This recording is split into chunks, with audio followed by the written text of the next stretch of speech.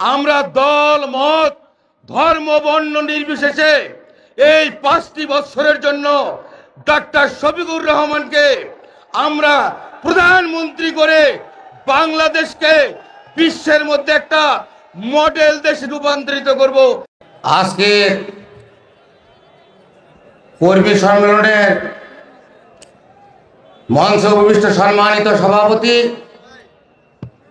বাংলাদেশ জামাতে আমির ডক্টর শফিকুর রহমান সহ সকল জামাত শিবিরের নেতৃবৃন্দকে আমি আদাব এবং সনাতন ধর্মাবলম্বী সকলকে আমি নমস্কার দিয়ে আমার সংক্ষিপ্ত বক্তব্য শুরু করছি। অনেকে হয়তো মন্তব্য করছেন যে হঠাৎ করে আমি গাইবান্ধা জেলায় সনাতন ধর্মাবলম্বী এখানে এসেছি বক্তব্য দেওয়ার জন্য, হয়তো আশ্চর্য বোধ করতেছেন। আমি দীর্ঘদিন যাবৎ বাংলাদেশ জামাতে ইসলামীকে সমর্থন করি এবং ভালোবাসি। আমার প্রয়াত বড় ভাই উনি ছোটবেলা থেকেই জামাতে ইসলামীর সঙ্গে সম্পৃক্ত ছিলেন। উনি আজ 10 বছর যাবৎ উনি মৃত্যুবরণ করেছেন। তার পরবর্তী হালটা আমি ধরে আছি এই জামাতে ইসলামীকে। আমরা হিন্দু সম্প্রদায়ের ব্রাহ্মণ পরিবারের সন্তান। আমার নাম শ্রী মিলনচন্দ্র ভট্টাচার্য, ব্রাকেটে ঠাকুর।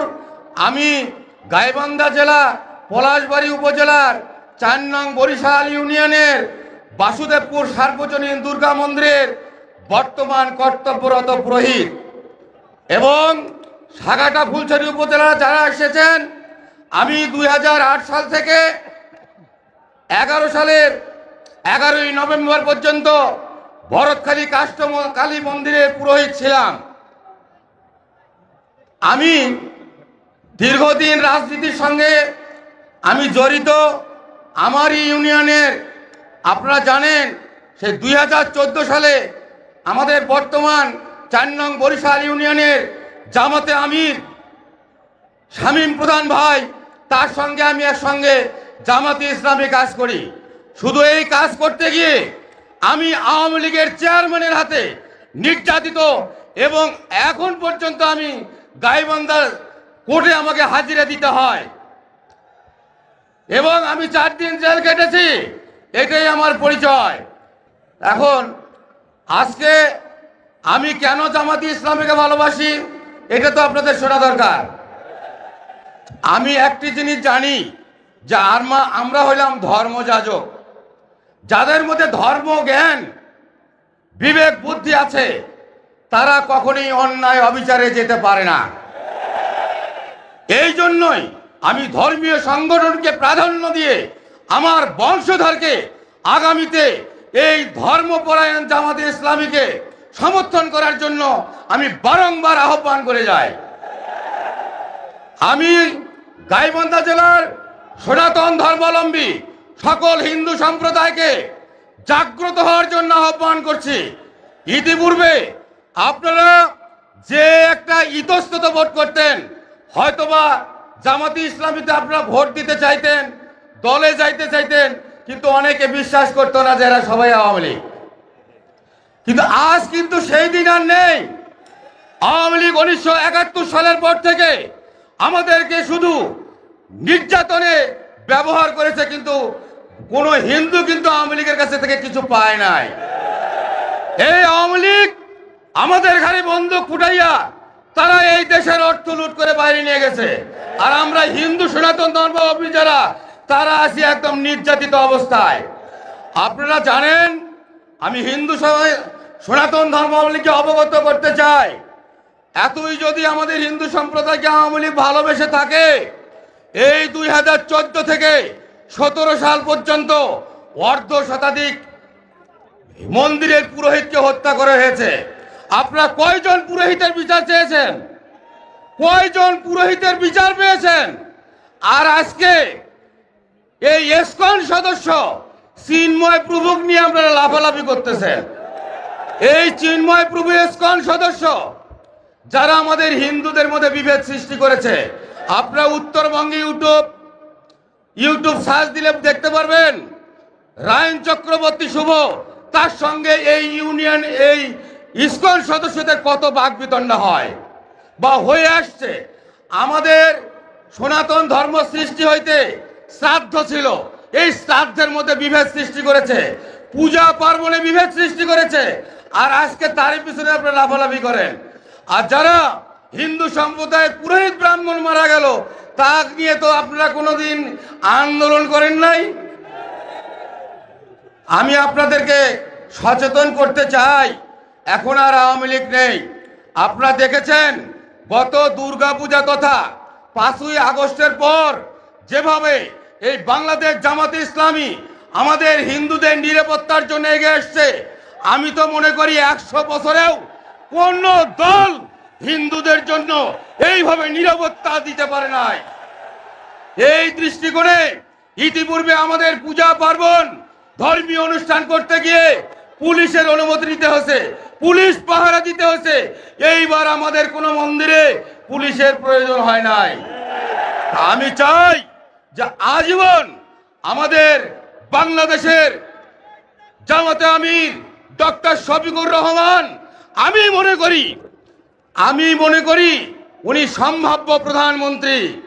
উনি যদি এই দেশের দায়িত্ব পেয়ে যায়, আমরা আজীবনের জন্য কোনো নির্যাতিত হব না।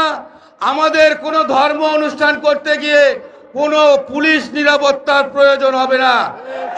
আসুন আমরা দল মত ধর্ম বর্ণ নির্বিশেষে এই 5টি বছরের জন্য ডক্টর শফিকুর রহমানকে আমরা প্রধানমন্ত্রী করে বাংলাদেশকে বিশ্বের মধ্যে একটা মডেল দেশে রূপান্তরিত করব। এই বলে আমি আমার সংক্ষিপ্ত বক্তব্য শেষ করছি।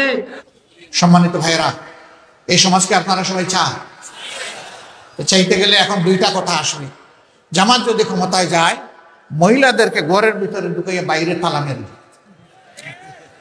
বাইর হতে দিবে, বলে না মাঝে মাঝে। আরেকটা বলে যে এই দেশে যারা মাইনরিটি সম্প্রদায় আছেন তাদেরকে একদম কচু কাটা হবে, এগুলা বলে না? বলে। এখানে আমাদের একজন বন্ধু ভাই, তিনি বক্তব্য রেখে গেছে, বাবু মিলনচন্দ্র ভট্টাচার্য। তিনি হিন্দু বৌদ্ধ খ্রিস্টান ঐক্য পরিষদের একজন দায়িত্বশীল নেতা। আমি তাকে সাক্ষী রেখে, দেশের জনগণকে সাক্ষী রেখে বলতে চাই, আমরা চাই স্বাধীনতার পর থেকে যদি তাদের উপরে কোনো অত্যাচার জুলুম হয়ে থাকে, অবশ্যই হয়েছে, এটার গ্রহণযোগ্য আন্তর্জাতিক তদন্ত হোক, জাতিসংঘের অধীনে তদন্ত হোক, তদন্ত হয়ে তালিকা তৈরি করা হোক, শ্বেতপত্র বাংলাদেশের মানুষকে জানিয়ে দেওয়া হোক কোন দলের কোন নেতা কোন কর্মীর পেটে তাদের সম্পদ ঢুকেছে, কার হাত তাদের ইজ্জতের উপর পড়েছে, কে তাদেরকে সমাজে শান্তিতে থাকতে দেয় নাই, কে তাদের পূজা মণ্ডপে আক্রমণ করে নাটক সাজিয়েছে, সব বের হয়ে আসুক। আমরা সেই তদন্তে সর্বাত্মক সহযোগিতা করব। দুর্ভাগ্যক্রমে আমি কিংবা আমাদের দলের কেউ যদি দুর্বৃত্তের তালিকায় ওখানে উঠে আসেন, আমরা আইনের হাতে তাদেরকে তুলে দেব। আমরা দায়িত্ব নিয়ে এই কথা বলছি। যারা মুসলমান, যারা হিন্দু, যারা বৌদ্ধ, যারা খ্রিস্টান, এই 4 ধর্মের লোক আমরা বসে বসে যুগ যুগ ধরে এখানে বসবাস করছি মিলেমিশে। সকলের চোখের সামনে আমাদের সহকর্মীদের চলাফেরা, আমাদের সহকর্মীদের চরিত্রের সার্টিফিকেট দেওয়ার জন্য ভালো মন্দ যেটাই হোক তারাই যথেষ্ট। তাদের বিবেকের কাছে, বিবেকের আদালতে আমি এই বিচারটা ছেড়ে দিলাম। তবে এর আগে আমার কথা আছে, একটা মানুষ একই দেশে জন্মগ্রহণ করে, হিন্দু হওয়ার কারণে, বৌদ্ধ হওয়ার কারণে, খ্রিস্টান হওয়ার কারণে মাইনরিটি হবে কেন? আমরা ওই মেজরিটি মাইনরিটির ওই ছাল আমরা মুটেই মানি। এটা জাতিকে বিভক্ত করার আরেকটা ঘৃণ্য ষড়যন্ত্র। মানুষ মিলেমিশে বন্ধুসুলভভাবে পরস্পর প্রতিবেশী হয়ে থাকবে, পরস্পরকে লাগিয়ে দেওয়ার জন্য এটা একটা শয়তানি চক্রান্ত। আমরা এটা মানি না, একবারেই মানি। আমরা বলেছি এই দেশে যারাই জন্মগ্রহণ করবে ধর্মের ভিত্তিতে তার কোনো বিভাজন আমরা মানি না। সকলেই দেশের গর্বিত নাগরিক, অধিকার সকলেরই সমান। যদি মসজিদ পাহারা দেওয়ার প্রয়োজন না হয় তাইলে মন্দিরও পাহারা দেওয়ার প্রয়োজন হবে না ইনশাআল্লাহ। সকলে তার নিজের জায়গা থেকে নিরাপত্তা ভোগ করে। এবার মহিলাদেরকে তালা মারা, আমাদের মা বোন নাই, আমরা কি তাদেরকে তালা মেরে ঘরে রাখি? তারা সমাজের বিভিন্ন সুখে দুঃখে তারা অংশগ্রহণ করে না? দেশের উন্নয়নে তাদের কোনো অবদান নেই? আমি ওয়েস্টার্ন সোসাইটির একটা ক্লাব একসাথে আমাদের সাথে বসেছিল, তো বললো যে নারীদের ক্ষেত্রে আপনাদের ডিজাইনটা কীরকম? আমি বললাম যে আমার বউ আমাদের ডিজাইন। বলছি আপনার বউ, আপনাদের স্ত্রী আপনাদের ডিজাইন কেমনি? কারণ সে একজন চিকিৎসক এবং সে একজন সংসদ সদস্য আছে। কোথায় নেই, আমরা তো আপনাদেরকে সো কনজারভেটিভ মনে করি। আমরা যে এটাই বাস্তবতা। আমি অন্যকে দিয়ে উদাহরণ দিলাম না, আমাকেই দিয়ে উদাহরণ। তিনি চিকিৎসক হিসাবে সমাজে দায়িত্ব পালন করেছেন, তিনি সংসদেও সংগঠনের পক্ষ থেকে তার যোগ্যতা অনুযায়ী দায়িত্ব পালন করেছেন। আমরা আমাদের মাদেরকে পরিষ্কার বলতে চাই, যারা আপনাদের ইজ্জতকে তাদের কাঁচামাল মনে করে তারাই আপনাদেরকে আমাদের ব্যাপারে ধোঁকা দেয়। আমরা কথা দিচ্ছি, ওই রাষ্ট্রে যদি আল্লাহ আমাদেরকে দায়িত্ব দেন তাহলে আপনারা আপনাদের মেধা এবং যোগ্যতা অনুযায়ী সমাজের সকল ক্ষেত্রে অবদান রাখবেন। কারণ নবী করিম সাল্লাল্লাহু আলাইহি সাল্লাম যুদ্ধের ময়দানেও আপনাদেরকে সুযোগ করে দিয়েছিলেন যুদ্ধ করার জন্য। এর চাইতে বড় ঝুঁকিপূর্ণ কাজ আর মানব জীবনে কিছুই নেই।